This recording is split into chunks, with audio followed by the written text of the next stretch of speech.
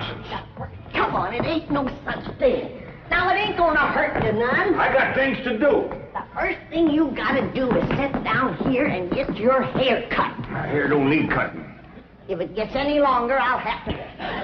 I declare, you fight hair cutting like a steer fights branding. Well, the last time you cut my hair, you did brand me.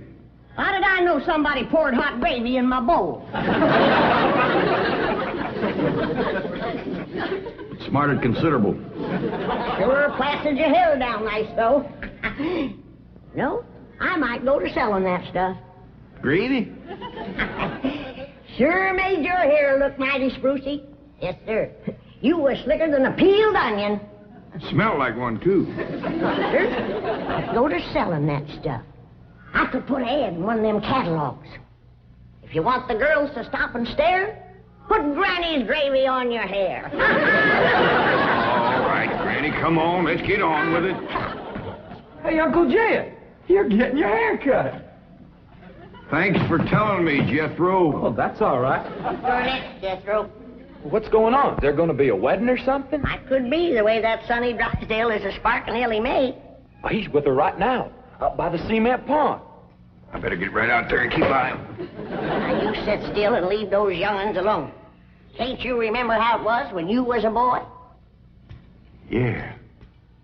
I better get right out there. It's broad daylight. And besides, they swim. No, they ain't. He's just sitting on the bank, and he's a-holding her hand. What an interesting hand you have. I see a man, a handsome Harvard man. Where? Right there on your heart line. Oh, that's just a wart I got from picking up toes. Elly, you mustn't let horrid, slimy creatures touch you. Oh, heck, you ain't slimy, Sonny. Just a mite greasy from all that oil you smear on yourself. What a precious paradox you are. What a charming contradiction. You look pure Park Avenue and you speak pure Tobacco Road. That good? Good, it's fascinating. You're a challenge to me, you child of nature. You are the raw clay from which I will mold a perfect woman, worthy of a perfect man. Me. You know Shaw's Pygmalion? I don't even know Shaw, let alone his pig. Oh, you woodland sprite! You forest little bird. You are so refreshing after all those intellectual types of Vassar and Wellesley. You make me feel superior. That good? Good? It's divine.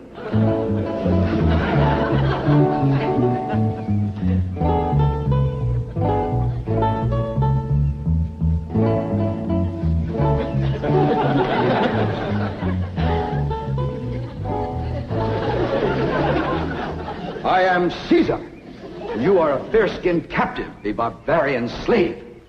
Shall I drag you through the streets of Rome behind my chariot? Or shall I throw you into the arena with my lions? No, Caesar has other plans for you, my little savage. You shall be my slave, yes, but only the invisible bonds of love shall make you my prisoner. Come, I shall strum upon my lyre and recite odes to your beauty. What say you to that, fair maiden? How speak you now to mighty Caesar? I declare, Sonny, you're more fun than a bucket of tadpoles.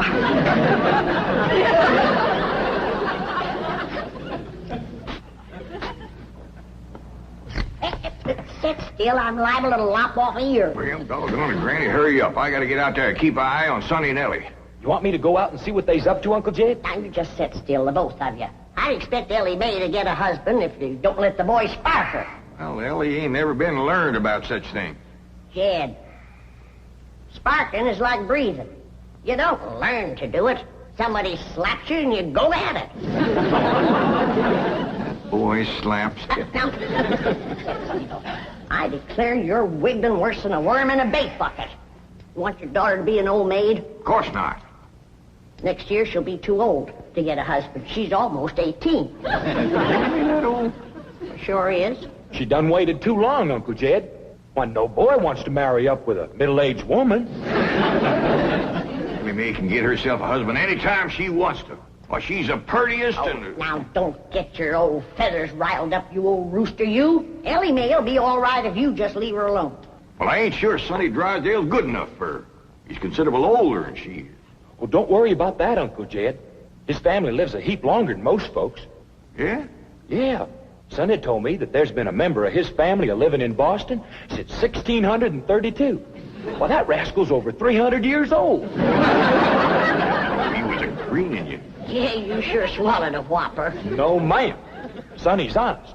Why, he's so honest, he has to have somebody do his lying for him. Do his lying for him. Yes, sir. Why, I heard him call through the heads to Ellie. He says, I'm coming over to serenade you, and I'm gonna bring my liar. Henning, Vidi, Vici. The world lies conquered at my feet. And yet, I tremble at the nearness of this flaxen-haired barbarian. Could it be that the invincible Caesar is about to be vanquished? Not by the spears and arrows of the Gallic tribes, but by Cupid's dart? Yes, fair maiden, you have done what your fierce kinsman could not. You have brought mighty Caesar to his knees. Come, I will take you to my palace, and there compose odes to your beauty. See yon window. 'Tis the Emperor's suite. There I shall woo you. Mother! That's my room, and those are my binoculars. You're not supposed to spy on the Emperor. What are you trying to tell me, Sonny? Mumsy can see you, but she can't hear you.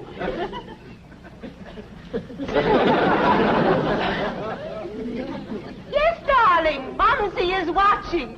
You look magnificent, like Apollo, the god of manly youth and beauty, the god of poetry and music. Look out! You're getting near the water. Be careful. Wait! Mommy will get your inner tube.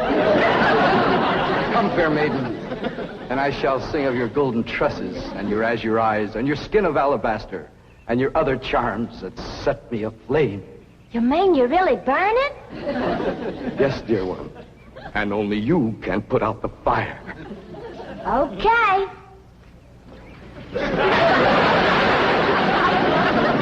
How's that, Sonny? You feel better now?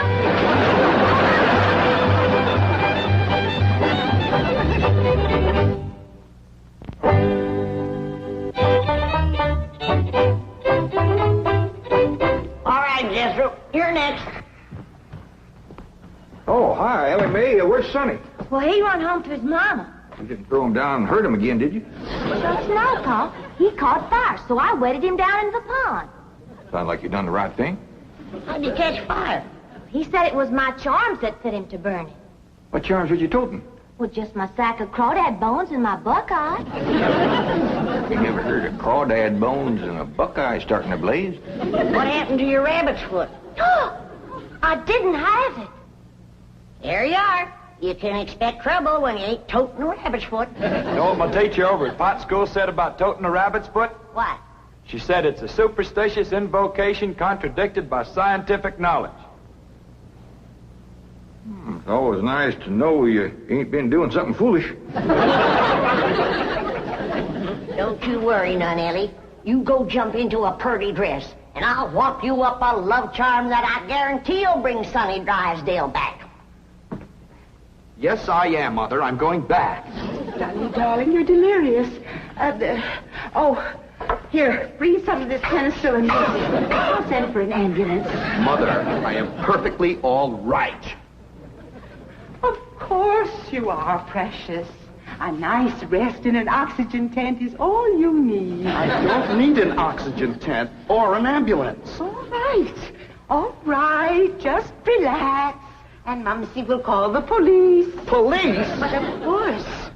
I mean, to have that violent, dangerous girl arrested for attempted drowning. Mother, you will not call the police. I'm going back there right now to see Ellie Mae. Ah, darling, that's very brave of you, but you're in no condition to make a citizen's arrest. Mother, I'm not going to arrest her. I want to help her, to work with her, to tutor her. What? She's like a wild, wonderful jungle cat, and I'm going to tame her. Honey, you are delirious. I'll call the doctor. Mother, my mind is made up. That girl needs me. For the first time in my life, somebody really needs me. I need you. The whole world needs you. Ellie Mae Clampett needs me, and I need her. I'll be her Pygmalion, and she'll be my Galatea. Sonny, you're not becoming emotionally involved with that creature. She's not a creature, Mother. She's a girl. A wild, wonderful, beautiful, ravishing girl. Yes, I am becoming emotionally involved. I forbid it. She's not socially acceptable for my baby. Mother, I'm not your baby anymore. I'm a man in search of a woman.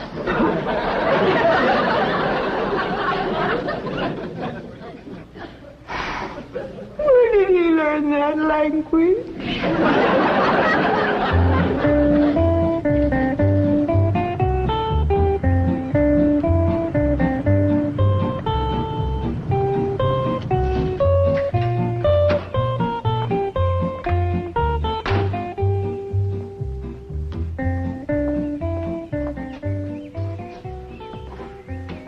Hello, Duke. You noble veteran of the chase. Are you homesick for your forest paths and mountain trails? You look like a cashier waiting for the bank examiners to arrive.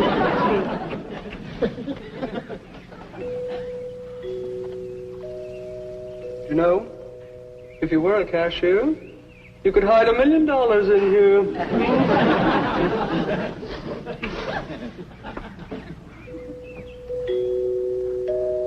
There goes that music again. Did you ever find out where that's coming from? No, sir, I didn't. Every time I went to looking for it, somebody always come to the door. This time I'm gonna find it for sure.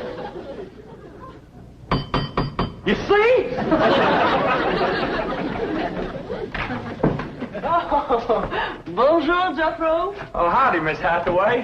No. When I say bonjour, Jethro, you say bonjour, Mademoiselle Jane. Now say it. Bonjour, Mademoiselle Jane. Bonjour, Mademoiselle Jane. That's very good. Except for the mwah. Must be soft. Mwah. What? No. Watch my lips closely. Mwah. Try that. What? Try it again. What? That's closer. Try again. What? Once more. What? Close in on her, Jethro. Oh, Mr. Clampett, I was attempting to teach Jethro to articulate the Gallic diphthong. No matter what fancy name you call it, he ain't very good at it. He'll learn. But now to the purpose of my visit. Is Sonny Drysdale here? No, but he will be. Granny's out in the kitchen wamping up a love charm for Ellie to give to him. She said to bring him on the run. Mr. Clampett, I am reluctant to disillusion you about so-called love charms, but they are mere superstitious invocations and have been proved to be completely ineffective. Granny sets great store by him.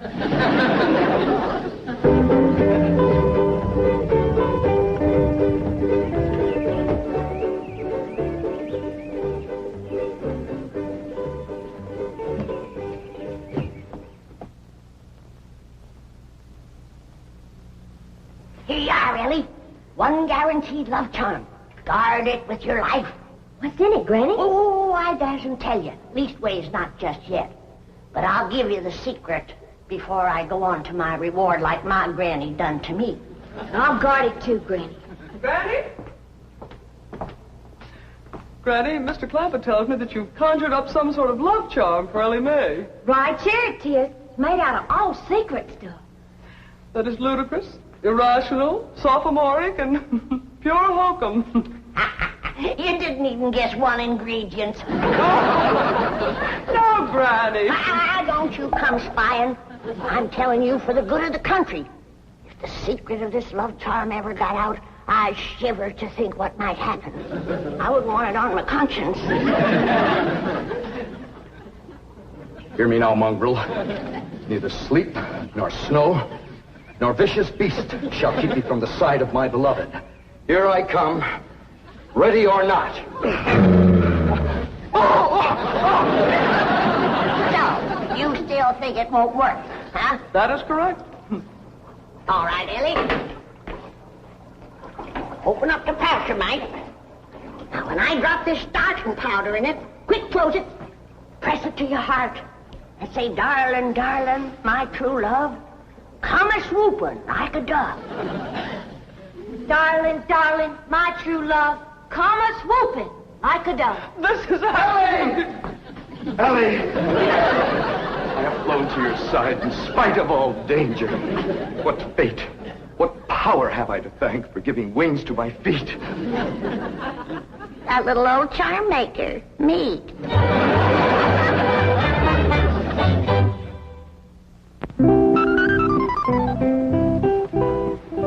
And now we shall begin the transition from Tobacco Road to Park Avenue. Now you watch me closely and I'll show you how to develop perfect posture and grace of movement. Ah, Kipling. Well, do you like Kipling? I don't know. I ain't never kippled. Oh, you are a challenge, you ravishing rustic, you child of nature. Now here, you try it. There we are. Now walk. Go. You'll have to try that again. Now sit down. Now watch me. We walk as though upon a cloud, and we glide with lissom grace. And as we walk, we always keep a smile upon our face. What's he doing? Out there is something called Kipling. He's trying to learn it to Elly. Now, this is how you sit in a chair, smoothly and gracefully. There ain't no chair where he's a-sitting. I know. What do you reckon's wrong with that rascal? Appears to me he's about 2 bricks shy of a load. Turn old Duke loose so we can go in there and protect Elly. Now we'll practice diction and intonation at the same time. How now, brown cow? How now, brown cow? What's he talking about? He thinks old Duke is a cow. You best fetch your granny. Appears to me she's threw too strong a charm on that boy.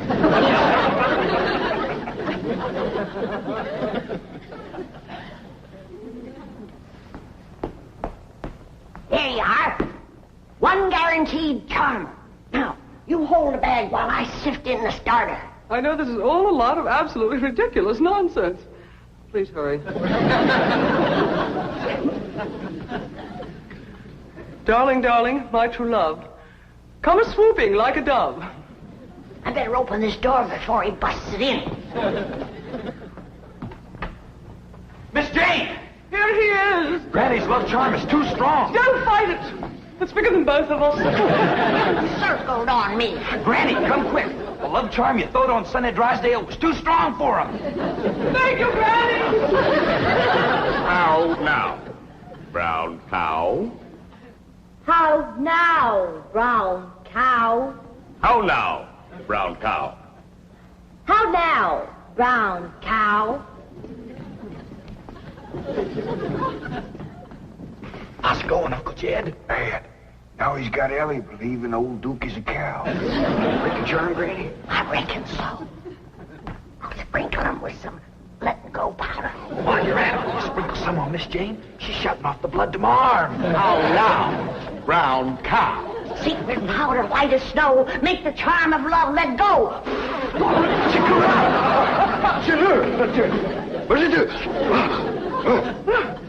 The spell is broken. Now please, everybody listen to me. I must have complete quiet and concentration if I am to transform this bucolic beauty into a sophisticated debutante. Now, I have studied drama at Yale, Harvard, Princeton, and Dartmouth, and I am probably the only living man who can accomplish this difficult cultural metamorphosis in the brief time available. Now, everybody please go while I transfuse into this simple, untutored mind the charm, the polish, the splendor that is Sonny Drysdale.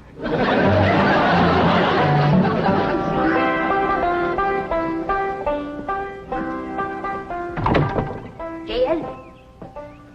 Hi, Granny. Is Elly and Sonny still in that room alone? It was the last time I was listening, a couple hours ago.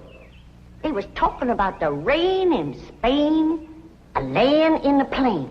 Well, I guess he can't be up to no nonsense if they're talking about the weather. Doggies, I can't wait to see Elly all polished up and talking like Sonny and Miss Jean. While you're waiting, I got something for you. What is it? A love charm. What in Sam Hill I want with that? It ain't what you're wanting, it's what you're getting, a woman. And it's high time you got one, being a widower. Besides, the moon is right. That's why this stuff is working so high-fired powerful. So here. Well, I ain't interested in none of these la-di-da Beverly Hills women, so here. Well, they're interested in you, so here. Who said? Jethro says. Jethro don't know nothing, so here. I reckon Jethro ought to know what's going on in his own school. Besides, I saw her making sheep's eyes at you, so here. You caught who making sheep's eyes at me? Mrs. Millicent Schuyler Potts, that's who. Oh, now. You did? Educate a woman like that? Jethro says she asks for you every day. Oh, what'd she want with an old mountain goat like me? If I was to put a little starting powder in there, and you was to say the magic words, no woman could resist you. I don't hold with stuff like this. You're scared, ain't you? Oh, I ain't scared. Then go ahead. I double dog dare you. Well, Open the pouch-a-mite. Now, well, this is just a lot of doggone nonsense. close it tight, clamp it to your heart, and say the words.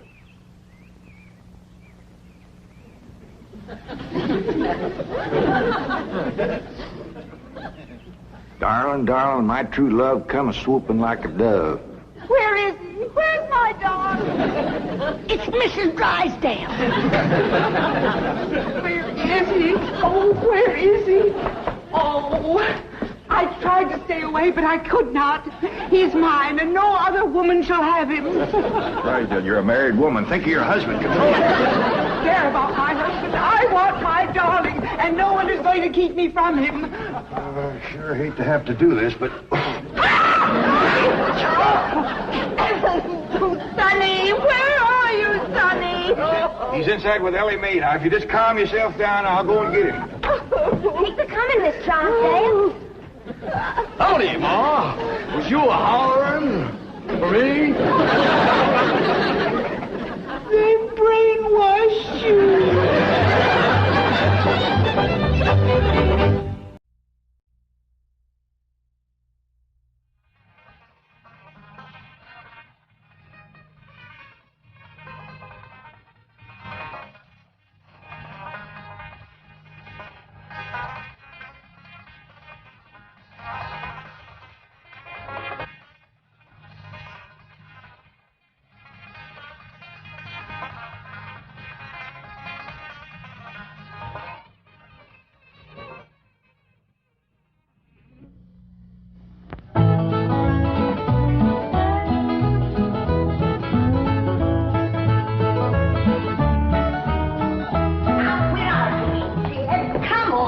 There's a lot of darn nonsense. Come on, it ain't no such